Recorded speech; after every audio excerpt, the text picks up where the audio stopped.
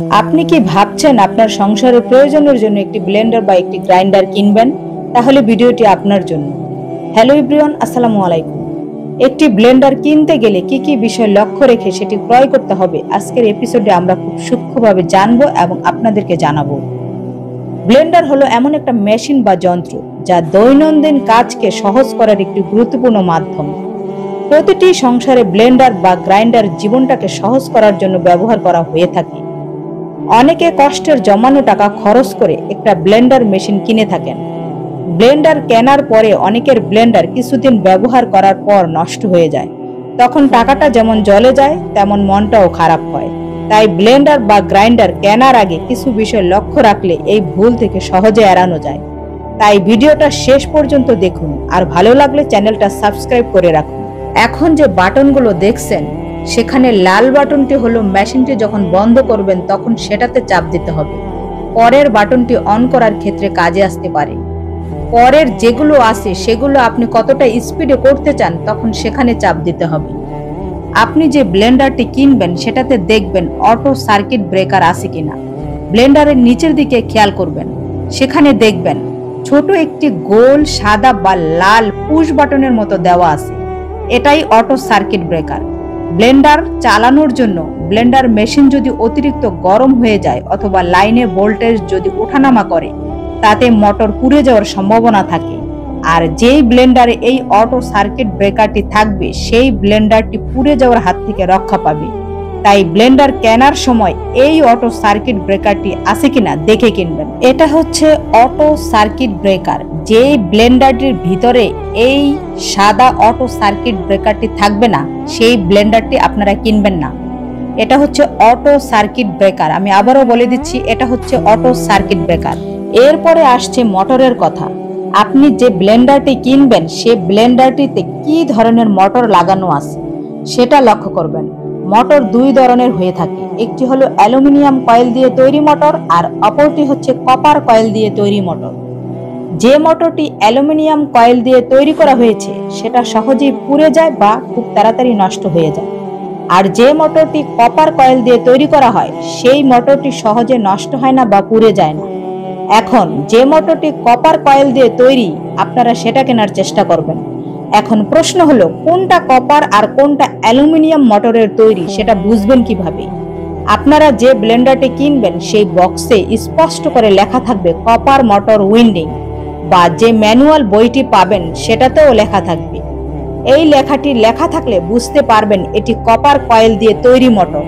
যেটা আমার এই ব্লেন্ডারটিতে লেখা আছে 100% কপার মোটর উইন্ডিং। এরপর যে জিনিসটি আপনারা দেখবেন সেটা হলো ব্লেন্ডারের জগ বা জার। অনেক ব্লেন্ডারের জারগুলো প্লাস্টিকের তৈরি হয়ে থাকে, আবার কিছু ব্লেন্ডারের জার কাচের বা স্টিলের হয়ে থাকে। আপনি যদি কোনো শক্ত জিনিস, জিরা, দারচিনি, চাল, ডাল ইত্যাদি গুঁড়ো করতে চান, তাহলে যেটি স্টিলের তৈরি জার সেটা কেনার চেষ্টা করবেন। কারণ যেই ব্লেন্ডারটিতে প্লাস্টিকের বা কাচের তৈরি, সেই ব্লেন্ডারে শক্ত বস্তু গুঁড়া করতে গেলে জারটি ফেটে যেতে পারে।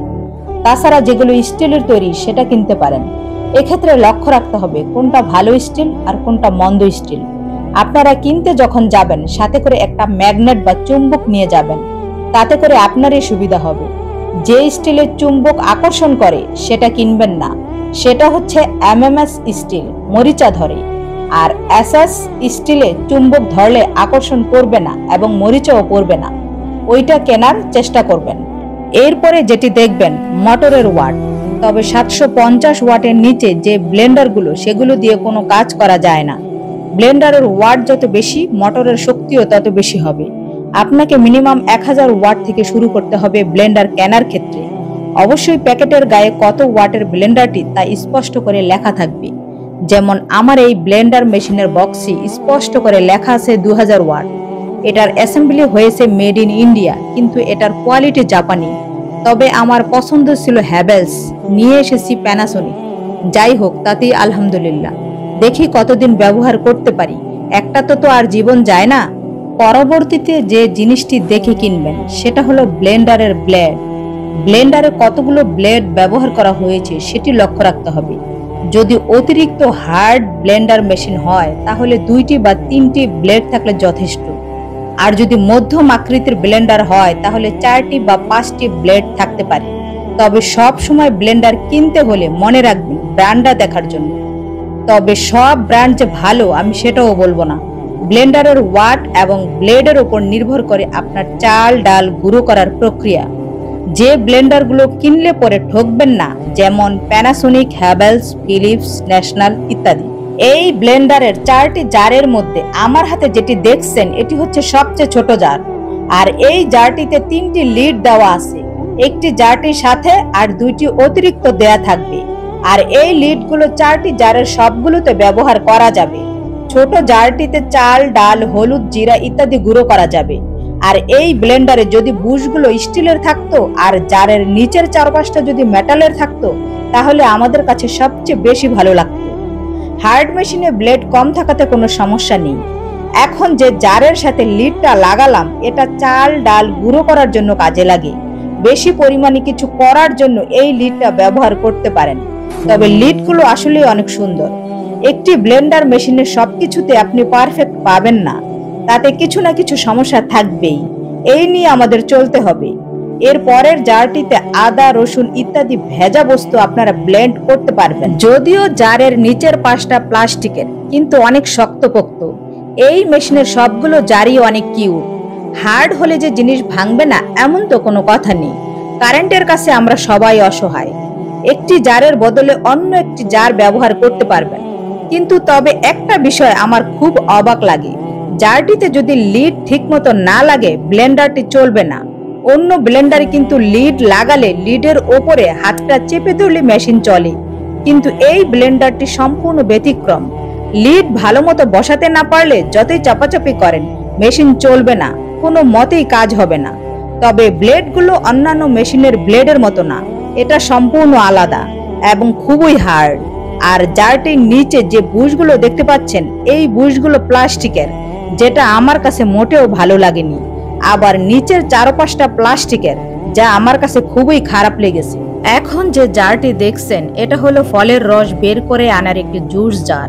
এই জারটির ভিতরে চিহ্ন দেওয়া আছে। কালো রোলের মতো বস্তুটি দেখছেন এটার মধ্যেও চিহ্ন দেওয়া আছে। কালো জারটা চিহ্ন জুস জারের চিহ্ন মিলিয়ে বসাতে হবে। এরপর লিডটি লাগিয়ে দিতে হবে।